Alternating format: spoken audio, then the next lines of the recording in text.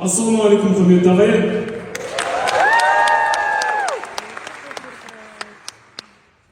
Аса қадірменді Бибігүл Ахметқызы, сіздің рұқсатыңызбен, көрмеден рұқсатымен сізді шын жүректен бүгінгі әдеби кешіңізбен құттықтағым келіп тұр.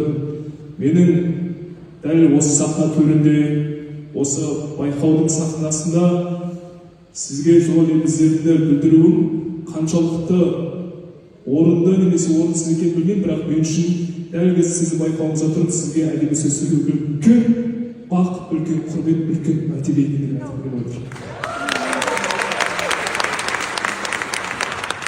Қазақта жақсы сөз бар, бақ шабама, бап шабама дейді. Қазіргі күні азды-көпті жетістіктерге жетіп келе жатқандығым сіздердің көз алдарыңызда өтіп жатыр. Бірақ дей тұрғанмен ең алғашқы кәсіби атақты әнші болып маған өзінің аналық, әжелік қолдауын көрсеткен ол әрине Бибігүл Ахметқызы. 20-ға 7-5 жасында, 19-20 жасында Славян базары байқауына аттанғалы жатқан кезінде мұнда Қарлығаш апайымыз отыр, Әбдікәрімұлы. Осы кісімен Славян базарға барған Қарлығаш апайымыз ертіп барарда Бибігүл апайымыз шақырып, балама ақ батамды берейін, жолы ашық болсын, үлкен мақсат мұраттарға жете берсін деген оймен ақ маржандай әдемі баталарын берген тұғын. Содан бері қателеспесем 12 жылдай уақыт өтті.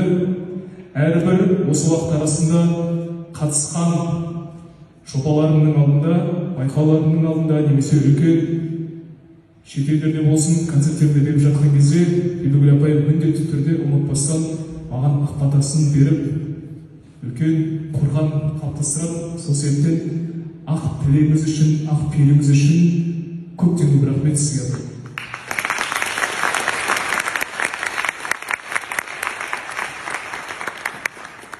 Жаңағы айтып өттім, азды-көпті оқиғалар болды, азды-көпті байқауларға қатыссын, концерттерге қатыссын деп.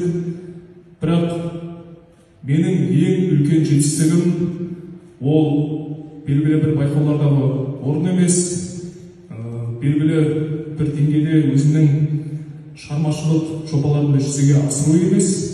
Ол ең алдымен халықты махаббат тұғын, бірақ дей тұрғанмен осы күні ерекше бір нәрсені атап өткім келіп отыр. Жаңағы жетістіктер Бибігүл апайымыздың бір қолдауының қасында, бір ақ батасының қасында, бір мақтауының қасында түкке тұрмайды.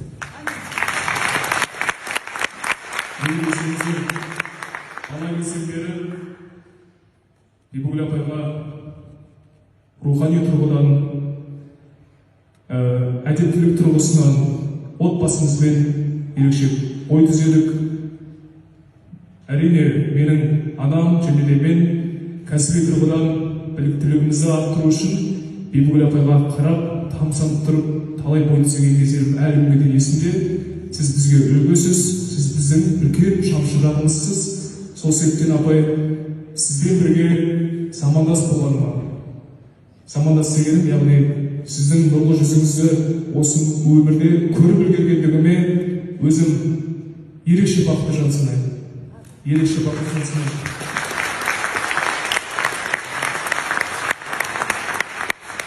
Дәл осы айтып жатқан сөздерім, құрметті ағайын, ешқандай дайындықсыз, жүрегімді жарып шығып тұрған сөздер. Ерекше толық үстінде тұрмын. Мен біраз мәрте бұрын-соңды орындалып кеткен әндерді, шығармаларды халық назарына ұсынған болатынмын. Әртүрлі байқауларда болсын, концерттерде болсын. Мейлі ол Еуропаның әншілері орындаған шығарма болсын, немесе Америка, немесе Азия, Уитни Хьюстон, Селин Дион, Паваротти, Майкл Джексон сынды көптеген әншілердің шығармаларын орындадым. Бірақ өзім IMC жобасына қатысып жатқан кезінде бұлбұлды орындауға ниет білдіріп талпындым да, жаңағы жас баланың ішкі амбициясы болу керек. 20-дан енді асқан баламын ол кезде. Бірақ бірден бастадым. Неге десеңіз, әрбір әншінің, әрбір шығармашылық адамының өмірінде қол сұғуға дәті бармайтын, теңдесі биік, өресі биік шығарма болу керек. Менің өмірімде сондай бір шығарма бар. Ол Бибігүл апайымыздың болуы. Осы оқиғаны Бибігүл апайға айтып берген кезінде, балапаным-ау, техникалық тұрғыдан сен шамаң жететін секілді, неге орындап көрмедің деп айтқанды ғой. Енді апайымыздың ұлылығы болуы керек, ұлылығы кісілігі деп білдім.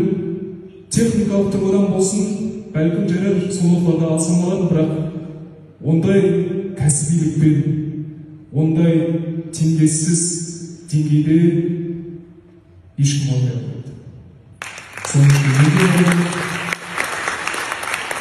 Сол сәттен Бибігүл апай жас қосылған сайын көксіліп кетіп жатқан сияқтымын негізі. Мыңда бір рахмет, аман болыңыз, бар болыңыз, сізбен жүздесіп үлгерген менде арман жоқ, сізді қатты жақсы көремін апай. Қошеметтеріңіз Димаш Құдайберген, Қазақстанның халық артисі. Халықтың алдында бір зор ықыласымды, құрметімді сізге дәлелдеу мақсатында кішкене гүл дайындап қойғанбыз. Рұқсат болса беріп жіберсем.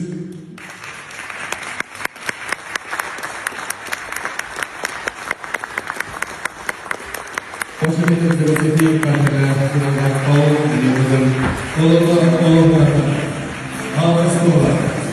Қазақтың мақтаныштары, әлем жұлдыздары, Бибігүл апайымызды көрген өмірге Димаш Құдайберген.